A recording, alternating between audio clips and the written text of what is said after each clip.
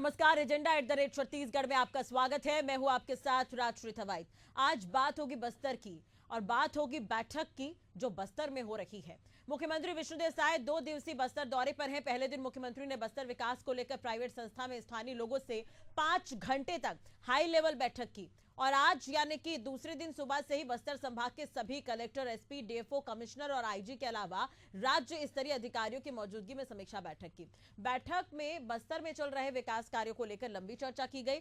साथ ही आगामी दिनों में होने वाले विकास कार्यों के लिए अधिकारियों को निर्देशित भी किया गया है। बैठक रायपुर में भी हो सकती थी, बस्तर की चर्चा रायपुर में भी हो सकती थी, लेकिन सीएम खुद पहुंचे बस्तर, वहां पर उन्होंने बातचीत की है। विपक्ष इस पर कई तरह के सवाल खड़े कर रही है। विपक्ष कहती है कि विकास हो रहा है, ठीक है, लेकिन संसाधन का नुकसान नहीं होना चाहिए। तो इस पर ही हम बातचीत करेंगे कि क्या है फायदा और क्या है नुकसान। पहले प्रतिक्रियाएं सुन लेते हैं, क्या कुछ कहा जा रहा है पक्ष और विपक्ष की तरफ से।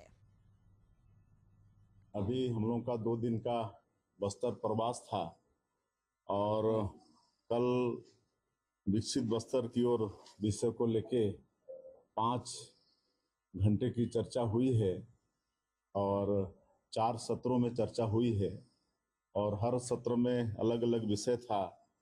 एक तो बस्तर में कृषि, पशुपालन, मत्स्य पालन, इसको कैसे बढ़ाया जाए और लोगों को व्यक्तिगत रूप से कैसे लाभ पहुंचाया जाए, इस पर एक सत्र में चर्चा हुई है। और बस्तर में उद्योग को कैसे बढ़ाया जाए, क्योंकि ये जनजातीय बाहुल संभाग भी है। हम भी चाहते हैं बस्तर में शांति आना चाहिए, लेकिन इसका मतलब तो ये नहीं कि यहाँ के खनिज संसाधन को बेच दें आप, यहाँ की जल जंगल जमीन को बेच दें आप, बस्तर के आदिवासी निर्दोष आदिवासियों के एनकाउंटर कर दें आप, बस्तर के निर्दोष आदिवासियों को आप फर्जी नक्सली के नाम से जेल भेज दें आप, बस्तर के निर्दोष आदिवासियों को आप सरेंडर के नाम से फर्जी सरेंडर करा दें आप। इससे तो समझौता नहीं कर सकते। हम भी चाहते हैं बस्तर में शांति आना चाहिए, लेकिन जल जंगल जमीन की बचाने की गारंटी क्या भारतीय जनता पार्टी और उनके नेता देंगे क्या? मेरा सवाल है। यह विरोध इस बात का है कि मुख्यमंत्री जी आते हैं, आलीशान होटल में बैठक करते हैं। कांग्रेस पार्टी के विरोध को देखते हुए आनन फानन में आधी रात को मुख्यमंत्री जी का आलीशान अविनाश होटल से कार्यक्रम चेंज करके जिला मुख्यालय में किया जाता है। यह पैसे की बर्बादी जो हो रही थी, इसकी भरपाई कौन करेगा? दूसरी बात, इंद्रावती नदी सूखने के कगार पर है। हमारी कांग्रेस सरकार ने इंद्रावती विकास प्राधिकरण का गठन किया था। चलो इस पर ही चर्चा करेंगे। हमारे साथ खास मेहमान जुड़े हुए हैं। तौकीर रजा जो कि बीजेपी प्रवक्ता हमारे साथ स्टूडियो में मौजूद हैं, शिल्पा देवांगन जी जो कि कांग्रेस प्रवक्ता हमारे साथ जुड़े हुए हैं, प्रशांत गजबे संवाददाता हमारे साथ जुड़े हुए हैं। आप तीनों का बहुत बहुत स्वागत है एशियन न्यूज पर।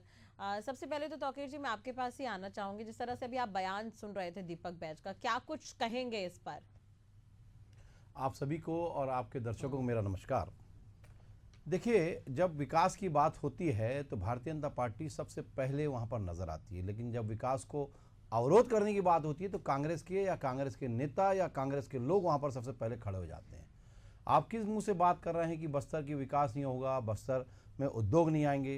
अरे जब तक उद्योग नहीं आएंगे तब तक वहाँ पर विकास कैसे होगा, ये बताइए। आप ही ने विरोध किया था, आप ही ने ज़मीन वापस कर दी, टाटा की ज़मीन, टाटा को वहाँ पर इंडस्ट्री डलती तो आज वहाँ के लोगों को रोजगार मिलता और वहाँ का विकास भी होता और वहाँ एक विश्व के एक नक्शे में शामिल होता है बस्तर। लेकिन आप किस प्रकार से बात करते, भोले भाले आदिवासियों को चमकाने, डराने और बरगलाने का अगर काम किसी ने किया है, किसी की सरकार में किया है, तो सिर्फ कांग्रेस की सरकार ने किया है। हमने काम करने की बात कर रहे हैं। हमारे वहाँ के माननीय मुख्यमंत्री जब वहाँ जा रहे हैं तो वहाँ सौगात देने जा रहे हैं। आप बताइए, इसके पहले कभी हुआ क्या? इरिगेशन ऑफिस का वहाँ पर केंद्रीकरण कर दिया उन्होंने, सबसे बड़े ऑफिस जो पूरे 7 जिले हैं बस्तर संभाग का, वहाँ पर उन्होंने एक ऑफिस डाल दिया, ये उपलब्धि है। उसके साथ उन्होंने बात किया कि हम रोड का विस्तार करेंगे, ये उपलब्धि है। और उसके साथ साथ उसके पहले तो उन्होंने कर ही दिया नक्सल समस्या का टारगेट, जैसे केंद्रीय मंत्री हमारे गृह मंत्री ने जो टारगेट दिया, हमारी माननीय सहज सरल मुख्यमंत्री जी ने एकदम बिल्कुल स्पष्ट कर दिया है कि हम उसके पहले टारगेट अचीव कर लें, हम ऐसे कार्य करें। और उसकी ओर ये अग्रसर है, ज़्यादा नक्सली को अपील कर रहे हैं कि आप मुख्य धारा से जुड़िए और बुलेट छोड़ के बेलेट पे विश्वास करिए। अगर आप बुलेट पे विश्वास करेंगे तो हम बिल्कुल आपको बख्शने वाले नहीं है, ये इसके साथ साथ नियत निलार योजना जो चालू की गई, इसके पहले नहीं दी गई थी, जो 5 किलोमीटर के दायरे में थी, जो उनकी मूलभूत आवश्यकताएं थी, मूलभूत सुविधाएं थी, वो देने का कार्य हमारी माननीय विष्णुदेव साय जी की सरकार ने किया है। आपको बता दूं, 750 किलोमीटर की सड़कों का माया जाल जो है वहाँ पर कच्चा था। कभी इन विगत 5 वर्षों में जो है अपना 2019 से 23 तक जो है कहीं भी कोई विकास नहीं हुआ, 18 से 23 तक। लेकिन माननीय विष्णुदेव सरकार ने, जो सबसे बड़ी बात है कि वहां पर अभी 350 किलोमीटर से ज्यादा सड़कें बन चुकी हैं, 750 से ज्यादा सड़कों का जो उन्होंने सेंक्शन किया है, 550 से ज्यादा नए टावर लगे हैं। ये अपने आप में उपलब्धि है। 350 से ज्यादा जो है टावर अपडेट हुए हैं। ये भी उपलब्धि इससे क्या कर हमको बहुत आसान होती है कि नक्सली किस प्रकार से मूवमेंट कर रहा है, उसमें भी हम मैपिंग के द्वारा जो है। ठीक है, शिल्पा जी भी हमारे साथ जुड़ी हुई है, उनसे भी बातचीत कर लेते हैं। शिल्पा जी, आप तो खुद उस क्षेत्र में हैं, तो क्या बदलाव नहीं नजर आ रहा है क्या? अगर बस्तर में ही समीक्षा बैठक हो रही है, बस्तर में तो आगे चलकर कैबिनेट बैठक होने की भी बात कही जा रही है, तो क्या ऐसे में वहां पर कोई बदलाव नहीं हो रहा है क्या? मैं आपसे ही जानना चाहूंगी। नमस्कार। देखिए, एक समय में जब 15 साल तक भारतीय जनता पार्टी की सरकार थी, तब जलता बस्तर नजर आता था। और धीरे धीरे जैसे ही कांग्रेस की सरकार आई 5 साल के लिए उन्होंने जनता की सेवा करने का मौका मिला उनको, तो धीरे धीरे करके बस्तर की बदलती तस्वीर नजर आने लगी। परंतु समय लिमिटेड था और आज फिर से जब भारतीय जनता पार्टी को मौका मिला है सेवा का, तो ये सेवा नहीं करते, ये उद्योगपतियों की सेवा में फिर से लग गए हैं। ये आदिवासी भाई बहनों के जल जंगल जमीन के अधिकारों और हक और न्याय की लड़ाई को दबाव पूर्ण रूप से कुचलने का कार्य नहीं, करते लेकिन तो हैं। बीजेपी, लेकिन सरकार तो विकास के दावे कर रही है। अगर कांग्रेस भी विकास करती तो शायद सड़क बनाती। देखिए, राष्ट्रीय विकास के झूठे दावे करने से जमीनी हकीकत बदल नहीं जाती है। यहाँ के आदिवासी भाई बहन क्या चाहते हैं, उनका किस तरीके से हक और अधिकार रक्षा होना चाहिए, ये उनसे पूछा नहीं जाता। ये झूठे विकास के दावे करते हैं। जहाँ नो गो एरिया था, वहां पर खनन की, कॉमर्शियल खनन की अनुमति प्रदान करके किस तरीके से विकास करना चाहते हैं। जिस प्रकार से उद्योगपतियों को ये बेचना चाहते हैं, यहाँ के लोगों को, स्थानीय लोगों को रोजगार नहीं मिलेगा। तो उसकी शिकायत क्यों नहीं की जाती है? अगर अवैध रूप से कहीं पर कुछ काम चल रहा है तो उसकी शिकायत क्या होती है क्या? जी, निश्चित रूप से होती है। जिस प्रकार से ग्राम पंचायत से ग्राम पंचायत के उससे ही आपने को परमिशन लेना है, तो वो पेशा कानून के अंतर्गत आता है। परंतु वनाधिकार नियम में संशोधन करके वनाधिकार नियमों को शिथिल कर दिया गया है, जिससे आदिवासी भाई बहनों के हक और अधिकारों को छीना जा रहा है, हनन किया जा रहा है। उनकी इच्छा के विरुद्ध तो प्रशासन की जिम्मेदारी है, तो प्रशासन के खिलाफ तो सवाल उठाया जा सकता है इस पर। ठीक है, मैं आऊंगी तौकीर जी आपके पास। प्रशांत जी भी हमारे साथ जुड़े हैं। मैंने आप लोगों की बात इसलिए पहले सुनी क्योंकि प्रशांत जी भी बेहतर बता पाएंगे, काफी समय से उस क्षेत्र में वो रिपोर्टिंग कर रहे हैं और वो भी जमीनी हालात वहां पर देख रहे हैं कि कब कैसे कैसे बस्तर बदल रहा है अभी फिलहाल। प्रशांत जी, आपने दोनों ही प्रवक्ताओं को सुना, शिल्पा जी भी अभी कुछ आरोप लगा रही थी। मैं आपसे ही जानना चाहूंगी किस तरह की स्थिति है वहां पर, पहले और अब में कितना फर्क देख रहे हैं आप? अगर सरकार वहीं पर पहुंच जा रही है तो क्या इससे फायदा नहीं हो रहा है वहां पर? देखिए, इससे पहले भी भाजपा सरकार की बात करें या कांग्रेस सरकार की बात करें, दोनों ही सरकार के जो मुख्यमंत्री हैं वो बस्तर पहुंच चुके हैं और बस्तर में इस तरीके की बैठक हो चुकी है। ठीक है। लेकिन इस बार की बैठक कई मायने में अलग इसलिए भी देखी जा रही है, समझी जा रही है, क्योंकि अब जो नजर बस्तर पे है वो केंद्रीय गृह मंत्री की नजर है। और केंद्रीय गृह मंत्री की जब नजर है तो वो बस्तर के विकास को देखना चाहते हैं, क्योंकि बस्तर में विकास होगा तो ही नक्सलवाद को जो है पूरी तरीके से खत्म किया जा सकता है। क्योंकि बंदूक से जो नक्सली लड़ रहे हैं उनको तो जवानों के माध्यम से आप हटा सकते हैं, लेकिन जो विचारधारा है, जो लोगों के दिमाग में, ग्रामीणों के दिमाग में यहाँ पर जो रोष है सरकार को लेकर, विकास जो नहीं पहुंचा पा रही है, तो उसको किस तरीके से हटाएंगे। तो केंद्रीय गृह मंत्री की नजर बनी हुई है, इनकी वजह से ये बैठक और यहाँ पर सरकार का पहुंचना, ये 2 दिवसीय दौरा मुख्यमंत्री का, गृह मंत्री का काफी अहम है। और यहाँ पे जो विकास को लेकर जो तैयारी और जिस तरीके की बैठक की बात जो है मुख्यमंत्री ने पत्रकारों से चर्चा के माध्यम से की, कि उन्होंने स्पष्ट रूप से कहा कि मोबाइल नेटवर्क को लेकर जो है वो आगे की रूपरेखा तैयार की गई है, सड़कों का जाल जो है वो बिछाने को लेकर तैयारी की गई है, साथ ही साथ उद्योगों को लेकर भी चर्चा की गई है और किस तरीके से विकास अंतिम व्यक्ति तक पहुंचे, क्योंकि मुख्यमंत्री को भी मालूम है कि समय कम है। हाँ। मार्च 2026 एक साल बचा हुआ है। ऐसे में अगर पूरी तरीके से अगर विकास कार्य अगर अंदरूनी इलाकों तक नहीं पहुंचेंगे तो वो नक्सलवाद को पूरी तरीके से जड़ से खत्म नहीं कर पाएंगे। ऐसे में सरकार भी गंभीर है और सरकार ये चाहती है कि फिलहाल जो है स्थिति जो बनी लेकिन हुई है उस अभी स्थिति अभी को शिल्पा बदले। जी ने प्रशासन को लेकर भी सवाल उठाए। सरकार अगर गंभीर है तो जो प्रशासनिक नुमाइंदे हैं, ऐसा ना हो कि वो सरकार की योजनाओं को पलीता लगाने का काम कर रहे हो वहां पर।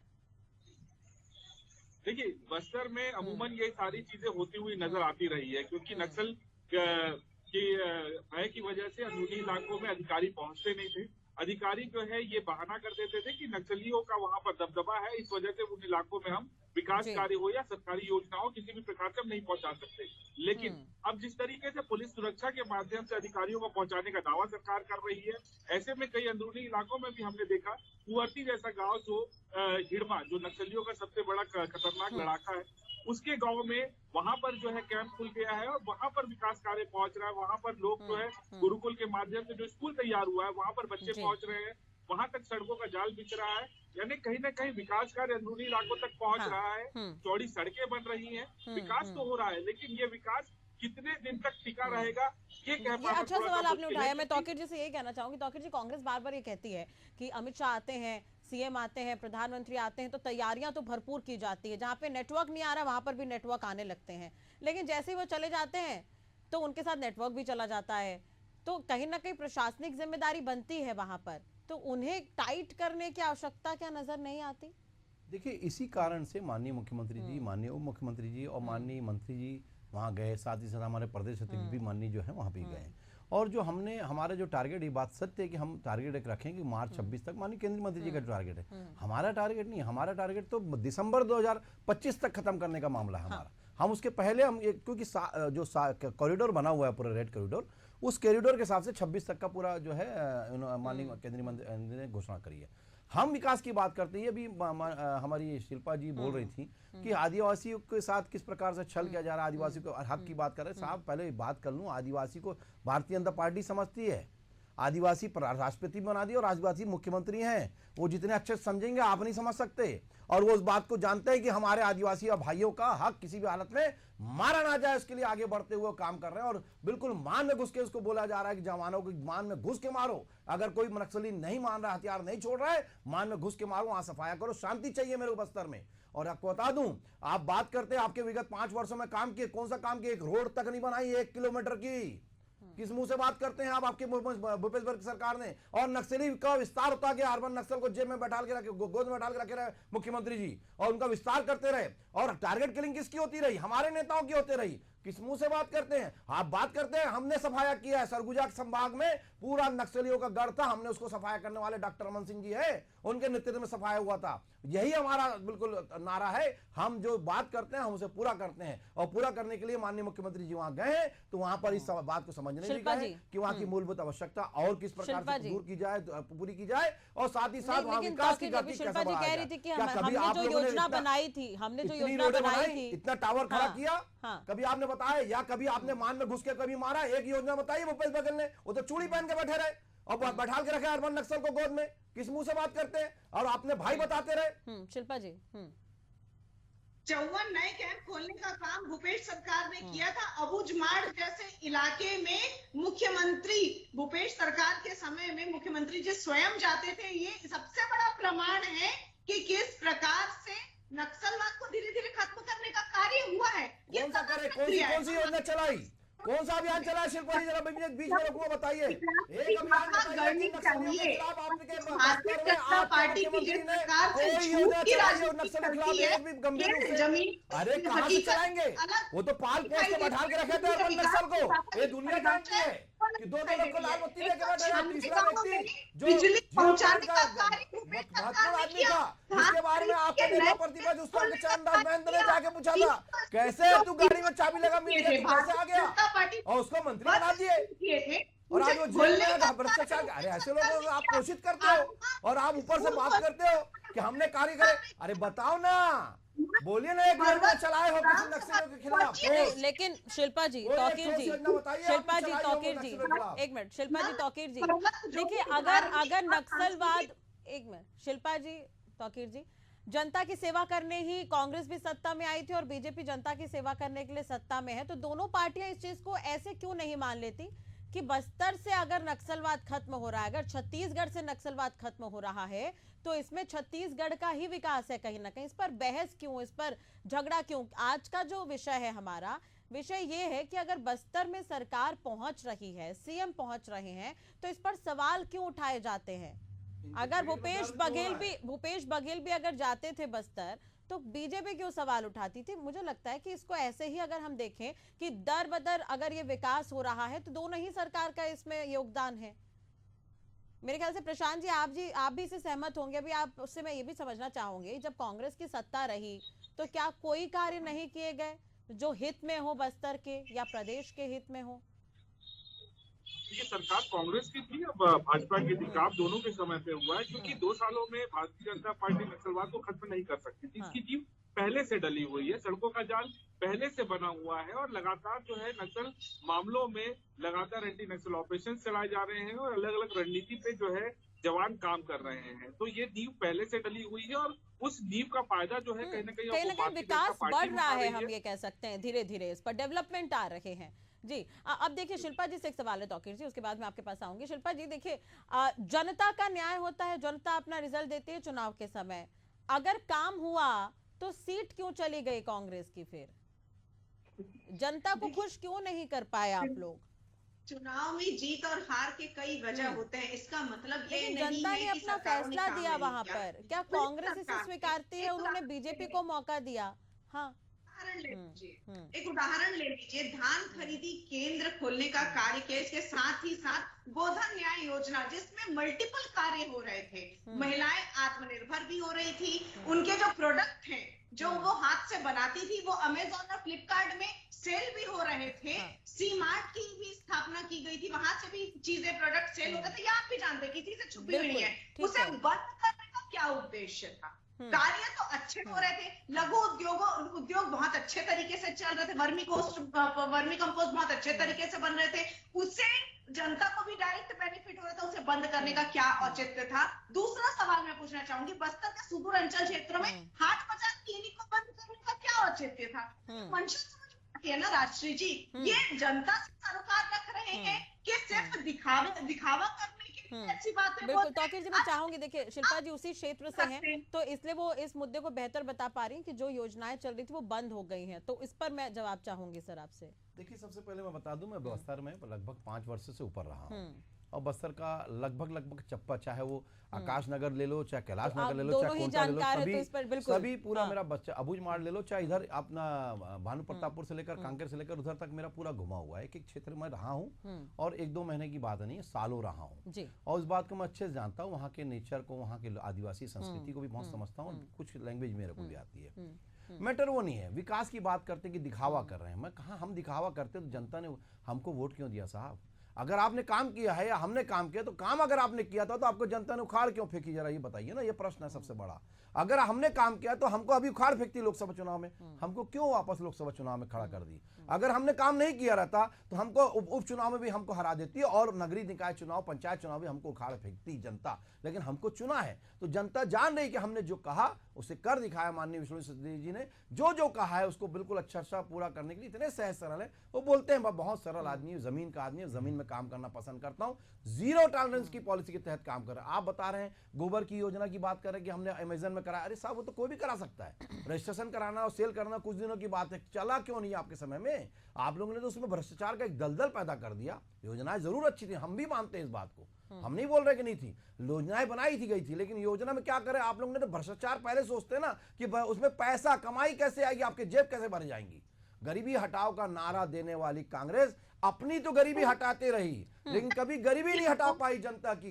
हमने हटाया है। केंद्र में अगर बात करें, पूरे देश में 25 करोड़ आबादी को गरीबी रेखा से हमने ऊपर कर दिया। कभी आपने बताइए आजादी के बाद से जितने सरकारें आपकी रही, कभी गरीबी आपने सिर्फ यही नारा लगाया गरीबी हटाएंगे? हमने हटाया, हमने विकास किया है। और बस्तर के विकास का जाल की बात करें, प्रशांत भाई बोल रहे थे रोडों का विकास हुआ है, पहले भी कब हुआ कर भाई साहब, मैं तो विधानसभा चुनाव में भी गया था, मैं 2023 में, एक भी विकास का मॉडल नहीं दिख रहा था। जो रोड हमने समय में छोड़ी थी हमारे डॉक्टर रमन सिंह की सरकार के समय में, वो रोड वैसी की वैसी पड़ी हुई थी, उसको डाबर का पेच तक पेच वर्क तक नहीं हुआ। सोचिए आप बात करते हैं, किस मुंह से बात करते हैं? अरे साहब बेशर्मी मत करिए, हम काम कर रहे हैं।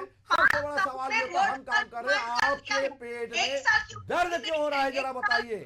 हम काम करते हैं, आपके पेट में दर्द होता है, हम विकास करते हैं, आपके पेट में दर्द होता है, लेकिन आप भ्रष्टाचार करते हैं तो बोलते हैं कि हम भ्रष्टाचारी को गिरफ्तार एक मेरा सवाल है, कार्रवाई कर रही है, ठीक है, गिरफ्तारी कर रही है, पैसे नहीं तौकीर जी, मेरा एक सवाल है, प्रशांत जी भी शायद अग्री करेंगे इस चीज से कि देखिए सरकार की योजनाएं बेहतर है, लेकिन उसका सही तरीके से पालन करवाने की जिम्मेदारी जो है वो प्रशासन की होती है कहीं ना कहीं।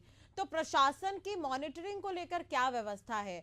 क्योंकि एकदम छोटा सा जवाब इस पर प्रशांत जी मैं आपसे भी चाहूंगी, प्रशासन की जिम्मेदारी को आप किस तरह से देखते हैं? अगर योजनाएं बनती हैं आदिवासियों तक वो पहुंच रही है या फिर नहीं, इसकी जिम्मेदारी प्रशासनिक अधिकारियों की है, तो उस पर एक छोटा सा जवाब। उसके बाद तौकीर जी मैं आपसे आश्वासन यही चाहूंगी कि मॉनिटरिंग जो है वो प्रॉपर की जाए, कई जगहों से शिकायतें मिलती हैं।